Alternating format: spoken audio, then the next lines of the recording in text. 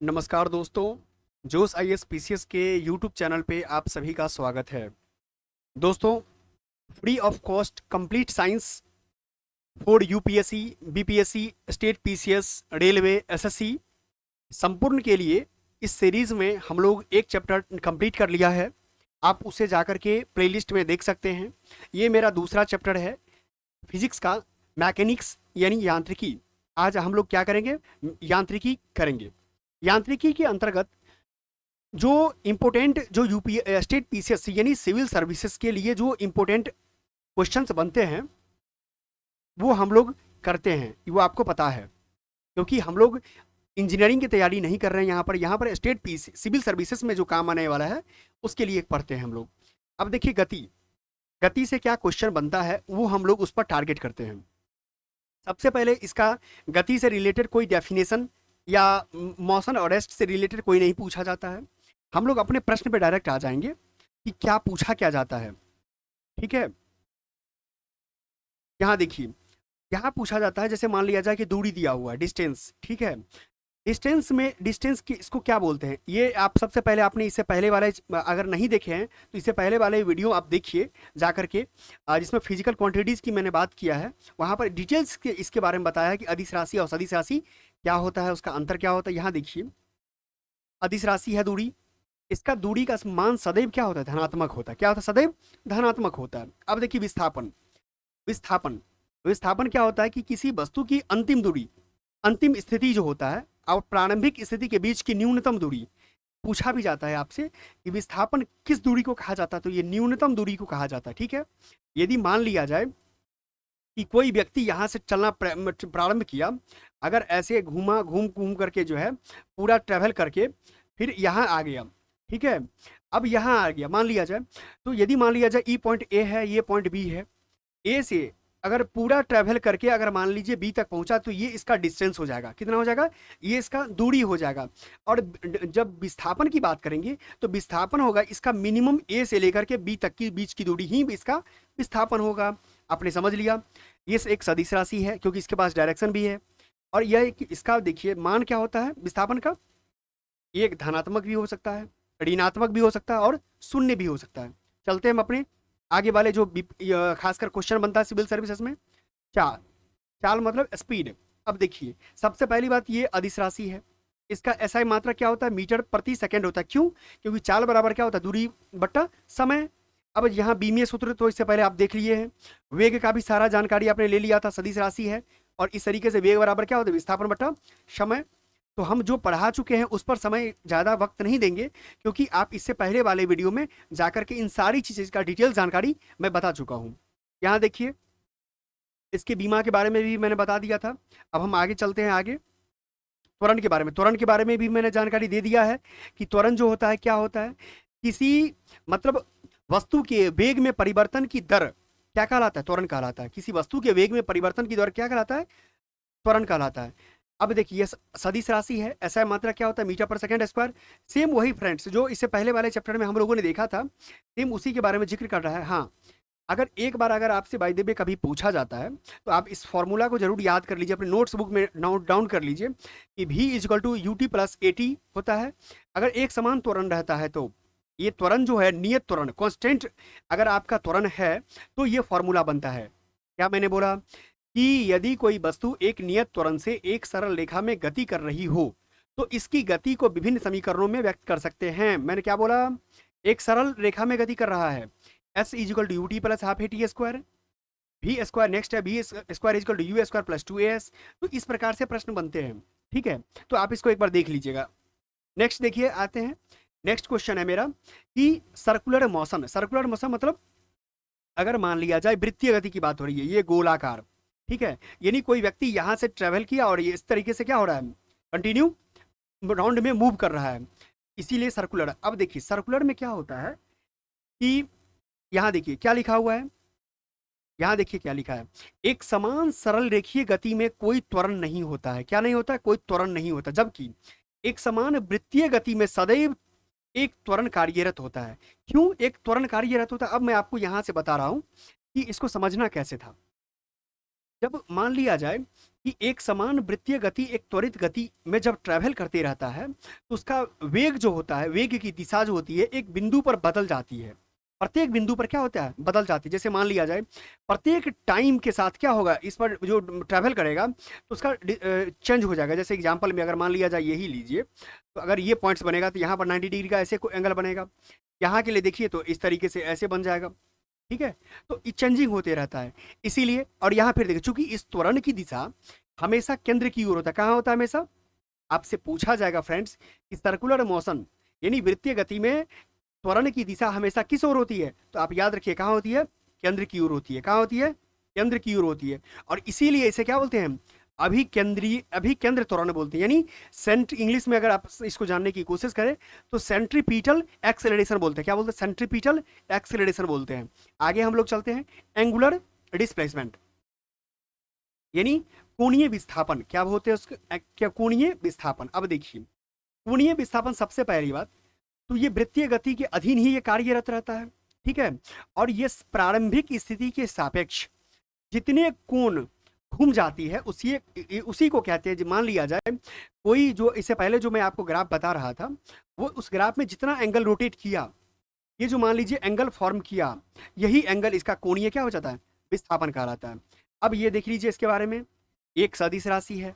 इसके बारे में मैं तो अब शुरुआत में ही जिक्र कर दिया था। इसका मात्रक क्या है? ये रेडियन है।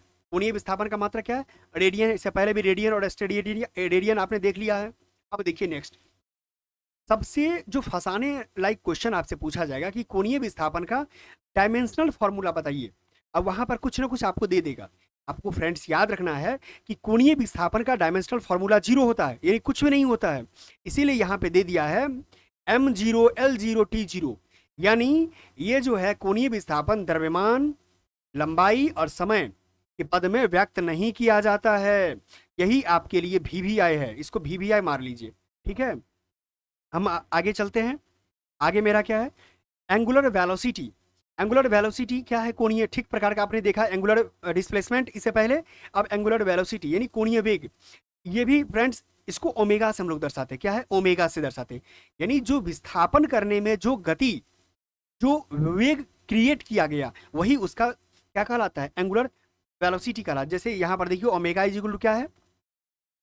ओमेगा इज इक्वल टू क्या है? कि थीटा बटा थीटा अपॉन टी। तो थीटा क्या है? कोणीय विस्थापन है, और टी क्या है? लगा समय है। इससे पहले मैंने आपको बता ही दिया था। अब देखिए यहाँ पर कोणीय वेग क्या है? सदिश राशि है, क्योंकि वेग भी सदिश राशि होता है। ठीक है, यहाँ पर सारा चीज दे दिया गया है। मात्रक भी देख सकते हैं, बीमा भी देख सकते हैं।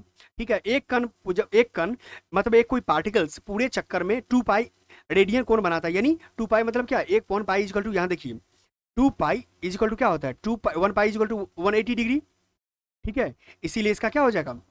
360 एंगल घूम गया। चलिए आगे चलते हैं हम लोग। अब देखिए, यहाँ देखिए कोणीय वेग और आवृत्ति में क्या संबंध है?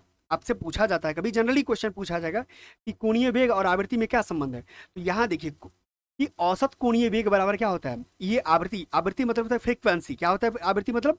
फ्रीक्वेंसी। तो आवृत्ति मतलब, अब यहाँ जानते हैं, ये फॉर्मूला याद रखिएगा आप कि n इज इक्वल टू क्या होता है? 1/t। क्यों 1/t? तो n जो है आपका फ्रीक्वेंसी हो गया, अब 1/t क्या हो गया? टाइम पीरियड हो गया, मतलब टाइम पीरियड हो गया। इसीलिए यहाँ पे आ गया 2 पाई 1/t को क्या लिख दिया? n लिख दिया। ये फॉर्मूला याद रखिएगा। फॉर्मूला याद से बहुत ज़्यादा कुछ होने वाला नहीं है, बट थोड़ा सा अगर बाई दी भी अगर इस तरीके से क्वेश्चन आए तो आप इसको ध्यान में रखिए। ठीक है, यहाँ ये भी ध्यान रखिएगा, रेखीय वेग बराबर वृत्त की त्रिज्या गुना कोणीय वेग। आगे चलिए देखते हैं आगे क्या कहता है। बल, बल के बारे में तो आपको पता ही है। बल का मात्रक क्या होता है? बल का मात्रक क्या होता है? न्यूटन पर मीटर स्क्वायर, या न्यूटन बोलिए इसको। ठीक है, मीटर प्रति सेकेंड स्क्वायर, या न्यूटन बोलिए, कोई एक बोल सकते हैं बल। ठीक है, अब चलते हैं हम आगे। बल के बारे में हम नेक्स्ट बात करेंगे फोर्स वाले सेक्शन में। जो बल कितने प्रकार का होता है, बल किसे कहते हैं, बल का टाइप्स क्या है। अब अगर फॉर्मूला बेस तो पूछा नहीं जाता, हम लोग इस यूपीएससी के दृष्टिकोण से पढ़ते हैं। यहाँ देखिए मशीन, आप कहता है कि सिंपल मशीन। सिंपल मशीन क्या होता है? यहाँ से जनरली फ्रेंड्स रेलवे में क्वेश्चन पूछा जाता है। ठीक है, तो अगर आप देखिए सिंपल मशीन, सिंपल मशीन मतलब कोई ऐसा मशीन जिसके माध्यम से कोई आप काम कर लेते हैं। जैसे एग्जाम्पल में घिरनी, पुल्ली जिसको कहते हैं, इसको चलाने में काम आता है। स्क्रू जैक हो गया, लीवर हो गया, और इंक्लाइंड प्लेन हो गया। जैसे इंक्लाइंड प्लेन बच्चे लोग खेलते हैं, इंक्लाइंड प्लेन हो जाता है। लीवर के माध्यम से, लीवर के माध्यम से कोई आप काम कर लेते हैं, जैसे चिमटा हो गया, सरौता सब हो गया। स्क्रू जैक, जैक के माध्यम से आप क्या करते हैं, कोई गाड़ी को उठाने में काम आता है। घिरनी के माध्यम से जैसे कुआं से पानी निकालते हैं तो घिरनी लगा रहता है। अब देखिए उत्तोलक, जिसको हिंदी इंग्लिश में क्या बोलते हैं, लीवर। ये कुछ नहीं, देखिए सिर्फ ये जानना है कि मेरा एग्जाम में क्वेश्चन कैसे सही होना है, बस ये। उत्तोलक में ये याद रखिए कि चिमटा, सरौता और कैंची एक प्रकार का उत्तोलक है। अब उत्तोलक में 3 बिंदु होते हैं। क्या क्या होता है, 3 बिंदु होते हैं। क्या क्या बिंदु का नाम है, सो दिखाते हैं। एक होता है फलक्रम, एक होता है एफर्ट और एक होता है लोड, भार जिसको बोलते हैं। फलक्रम क्या होता है, अब देखिए यहाँ पे इस ग्राफ के माध्यम से आप समझ सकते हैं कि एक बीच में पॉइंट लगा है, इस पॉइंट से जो एक रेखा का टचिंग हो रहा है, इसी को बोलते हैं क्या, फलक्रम।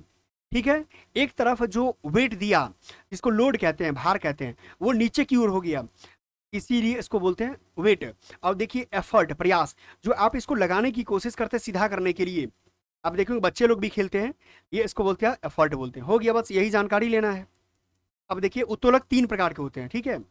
उत्तोलक कितने प्रकार के होते हैं, 3 प्रकार के होते हैं। आप लोग नोट्स बनाते रहिए। प्रथम श्रेणी के उत्तोलक, एग्जाम्पल लिखिए। प्रथम श्रेणी के उत्तोलक में क्या होता है, ये कभी नहीं पूछा जाता है, ठीक है, कि क्या किसके बीच में होता है, बट जानने के लिए आप जान लीजिए कि ये जो अवलंब होता है, जिसको फलक्रम बोलते हैं, ये भार और शक्ति, यानी भार और जो एफर्ट के बीच में होता है। ठीक है, भार और एफर्ट के बीच में होता है। कैंची, सिंडासी, हिंडोला, झूला, हैंडपंप, ये सब क्या है, आपका प्रथम श्रेणी का उत्तोलक है। आपसे पूछा जाएगा एग्जाम में, हैंडपंप जो होता है वो किस श्रेणी का उत्तोलक है, तो आप बता पाएं कि प्रथम श्रेणी का है। ठीक है, आप देखिए नेक्स्ट द्वितीय श्रेणी में क्या आता है। द्वितीय श्रेणी में देख लीजिए एग्जाम्पल, सरौता, एक पहिया वाला ठेला, गाड़ी, नींबू निचोड़ने की मशीन, ये सब क्या है, ये प्रथम श्रेणी का है, द्वितीय श्रेणी का है, सॉरी। अब देखिए यहाँ पे तृतीय श्रेणी में क्या आता है, स्टेपलर, चिमटा और मनुष्य का हाथ।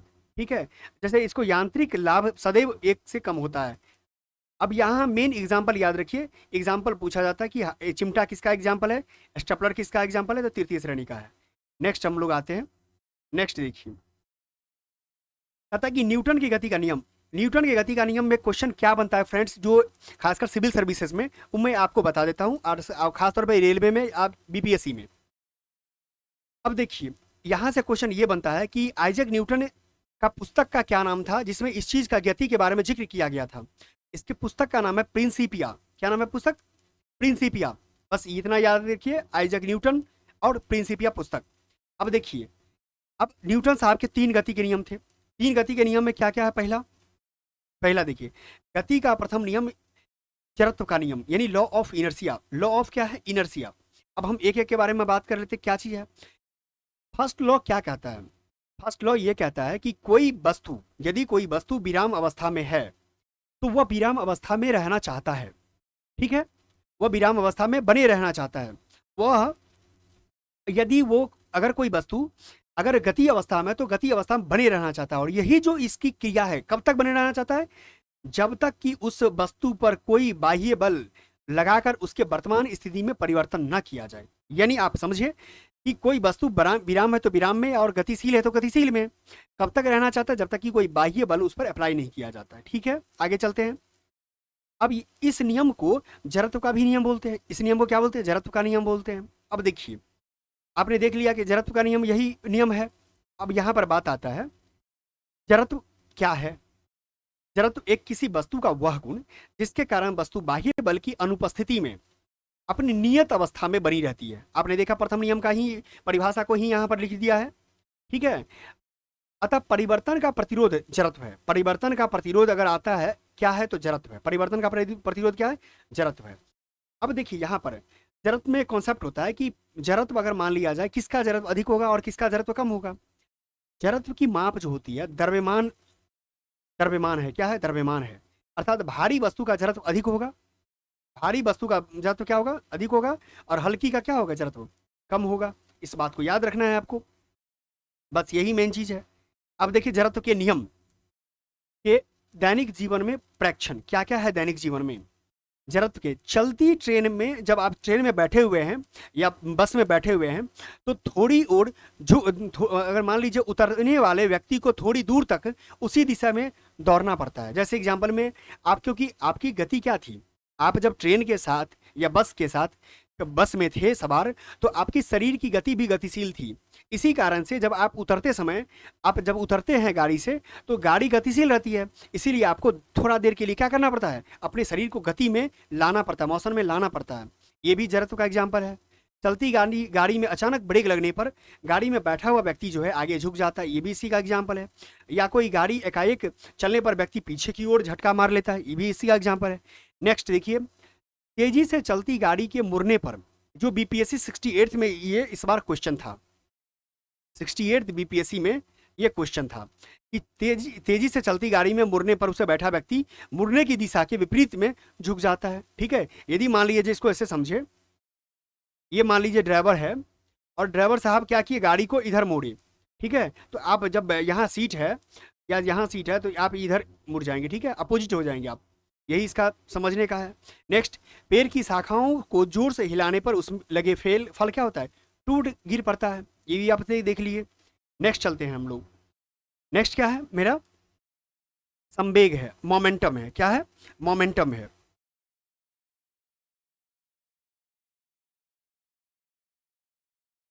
मोमेंटम है, ठीक है। चलिए, अब संवेग के बारे में क्या कहता है, संवेग जो है अब आपको बता देते हैं।